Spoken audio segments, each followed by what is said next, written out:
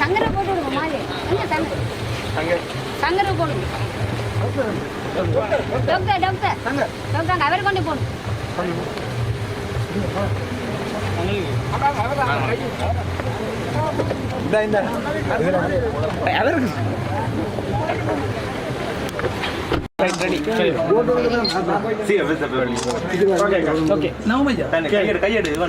பாராளுமன்ற பொதுத் தேர்தலில் எங்களுடைய ஐக்கிய தேசிய கட்சி யாழ் மாவட்டத்திலே போட்டியிடுகின்றது.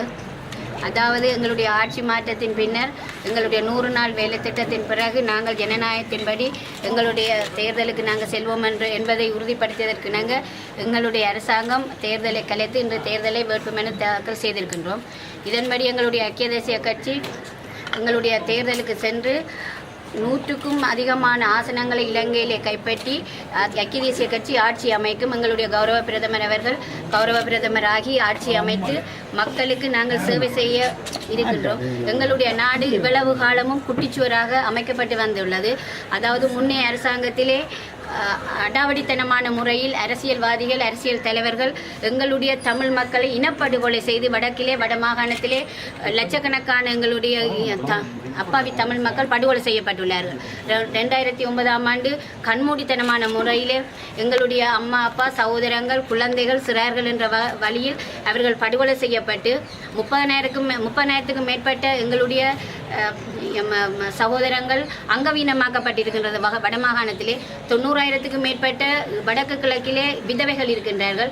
அதேபோல் 12,000க்கும் மேற்பட்ட சிறார்கள் இருக்கின்றார்கள். தாய் தகப்பனற்ற நிலையில் உறவினர் வீடுகளிலும் அதாவது அமைப்புகளிலும் அவர்கள் தங்கி வாழ்ந்து கொண்டிருக்கின்றார்கள். அதேபோல் 7,000க்கும் மேற்பட்ட முதியோர்கள் இருக்கின்றார்கள். இப்படியான ஒரு நிலைக்கு எங்களுடைய இந்த நாடு தள்ளப்பட்ட நிலையில் அது வடமாகாணம் எல்லா மாகாணத்திலும் விட மோசமான நிலையில் எங்களுடைய வடமாகாணம் பழிவாங்கப்பட்ட நிலையில் இருக்கின்றது. இதை நிவர்த்தி செய்யும் முகமாக எங்களுடைய ஐக்கிய தேசிய கட்சி காலத்தில் தான் தமிழ் மக்களின் பிரதிநிதிகள் ஐக்கிய தேசிய கட்சியோடு திம்பு பேச்சுவார்த்தை ஆரம்பிக்கப்பட்டுள்ளது. இந்த முறை எங்களுடைய ஐக்கிய தேசிய கட்சியின் ஊடாக பேச்சுவார்த்தை ஆரம்பிப்பதற்கு ஐக்கிய தேசிய கட்சி 2004ஆம் ஆண்டு யாழ் மாவட்டத்திலே ஏதோ ஒரு காரணத்துக்காக போட்டியிடவில்லை. அதற்காக எனது கணவர் தியாகராஜா மகேஸ்வரன் கொழும்பு மாவட்டத்திலே போட்டியிட்டு அவர் ஆசனத்தை கைப்பற்றியுள்ளார்.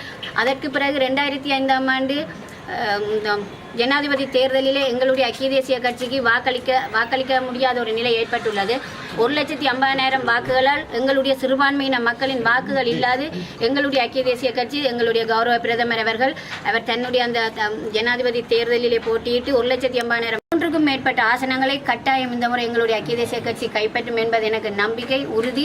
ஆகவே அதை எங்களுடைய மக்கள் வடமாகாணத்தில் இருக்கின்றார்கள். அதேபோல் யாழ் மாவட்டம் கிளிநொச்சி மாவட்ட மக்கள் வாக்களித்து இவர்களை பாராளுமன்றத்துக்கு செல்ல வைப்பார்கள் என்றும் கூறிக்கொள்ள விரும்புகிறேன். அத்தோடு இன்றைக்கு எங்களுடைய ஜனநாயகத்திலே எங்களுடைய இந்த ஆட்சியிலே அதாவது கடந்த காலங்களில் இருந்து இன்று வரைக்கும் எங்களுடைய இந்த போலீஸ் நிர்வாகம் என்பது சட்டத்துக்கு கொண்டு வரப்படவில்லை.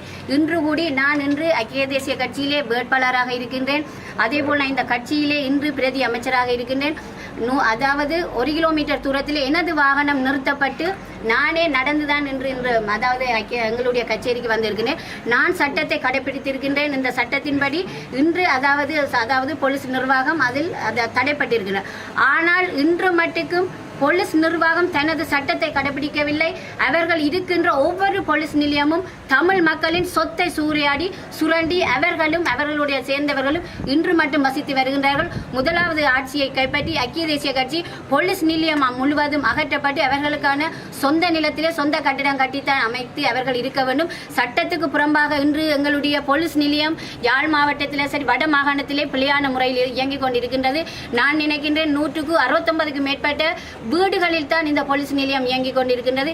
அவர்களே சட்டத்தை கடைபிடிக்காது எங்களுடைய மக்களுக்கு இன்று நாங்கள் வேட்புமனு தாக்கல் செய்ய வரும்போது எங்களை சட்டத்தை கடைபிடிக்கும்படி கூறுகிறார்கள். நான் இன்று இந்த அரசாங்கத்தில் இருக்கின்றபடியினால் நான் சட்டத்தை கடைபிடித்து நான் சட்டத்தின்படி வந்திருக்கின்றேன். இந்த அதாவது போலீஸ் அதிகாரிகள் கடந்த காலங்களில் அவர்களுடைய போலீஸ் நிலையங்களிலே நன்றாக சாப்பிட்டு அதாவது கசிப்பு உற்பத்தியிலும் ஈடுபட்டு அவர்கள் எங்களுடைய பெண்களை அதாவது அநாகரிகமான முறையில் அவர்கள் கொன்றே அதாவது கைது செய்தும் இவர்களை அதாவது எங்களுடைய இளைஞர் யுவதிகள் வேலை வாய்ப்பற்ற நிலையில் இருக்கும்போது அதாவது போத வஸ்துகளை கொண்டு வந்து பாடசாலைகளுக்கு அருகாமையில் விற்பதிலும் போலீஸ் அதிகாரிகளும் இராணுவமும் முற்றுமுழுதாக எங்களை அதாவது இந்த எங்களுடைய வடமாகாணத்தில் இருக்கின்ற இளைஞர் யுவதிகள் போரால் பாதிக்கப்பட்டவர்கள் இவர்கள் போராளிகள் என்று நினைத்து இவர்களை முடக்குவதற்காக இவர்கள் ஒரு கொண்டு வரப்பட்ட ஒரு உத்தி அவர்கள் அதைத்தான் இன்று மட்டும் கடைபிடித்து வருகின்றார்கள். போலீஸ் நிர்வாகமானது சட்டத்துக்கு இணங்க மக்கள் மத்தியிலே சாதாரண முறையில் அவர்கள் அதாவது அவதானமாக மக்களுடன் பழக வேண்டும். அவர்கள் அடாவடித்தனமான முறையில் பழகுகின்றார்கள்.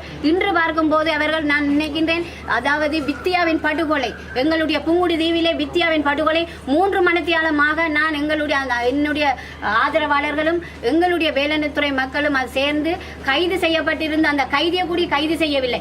இன்று இந்த போலீஸ் அதிகாரிகளால் தான் எங்களுடைய வடமாகாணத்தில் இப்படி ஒரு குழப்ப நிலை ஏற்பட்டிருக்கின்றது.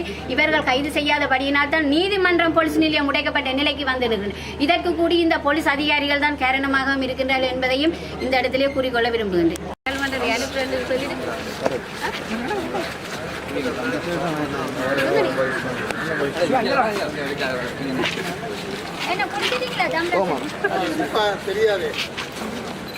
என்று சொல்லி இவன் சொல்லிவிடுறான் இவன் சொல்லிட்டு பெரிய இடம் அது கிழக்கில் பார்க்கல